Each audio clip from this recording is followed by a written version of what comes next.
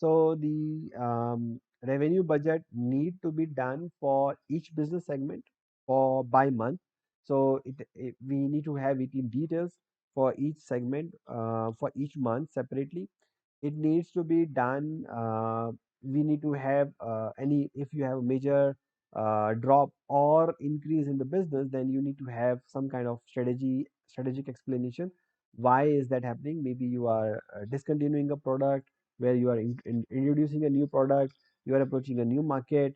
There is a or you are going to leave any market, so that you can explain and you can remember in the future what was happening. And it should be challenging enough but not discouraging. So the budgets, when we are setting up the revenue budget especially, it needs to challenge the marketing team, it needs to challenge the sales team, rather than discouraging them and say, oh, it's too high, we cannot achieve it, or it's too low, it's very easy to achieve it. It needs to be encouraging to challenging to say, yeah, it's difficult to achieve but it can be done. So that should be the budget. So here is an example when we look at the a hotel budget. So this is something which we look at when we are doing the budgeting usually. So we look at the 1 year or 2 years in the past. We look at by the market segment. For example, in hotels, we have two type of market segment. One is the individual travelers, and one are those who travel in the group. And then there are usually the by month we look at the how many rooms they are going to buy and what rate they are going to pay. So each segment usually have a different rates. Some are high rate, some are have a high ability to pay because of their negotiation power, or and some are willing to pay a very high price. Some are willing to pay a very low price.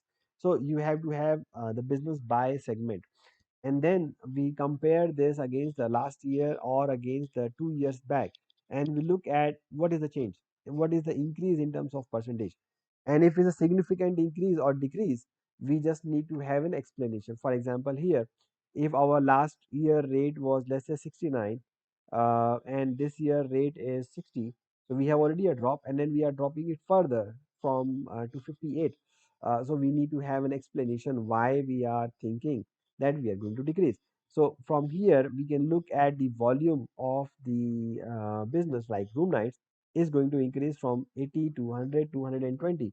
It means we are going after the volume business. We are trying to increase the volume of the business rather than the pricing of the business. So that's why the overall the sales is going to increase compared to the prices. Prices are going to drop, but the sales is going to increase. So we may have to calculate the ratios, and then we explain it for each month separate one by month, and then we can consolidate into the full year budget by month, and then see what is the total picture for the whole year. So this way, we when we are explaining it, when we are putting the budget by segment by month, then it also helps us to understand what should be the marketing, what are the sales needs that we need to do, what kind of where we are going to sell this, where we are going to travel, how often we are going to travel, what kind of pricing we need to set, what are the maximum discounts we can do. So this is all will provide you a very clear guidelines.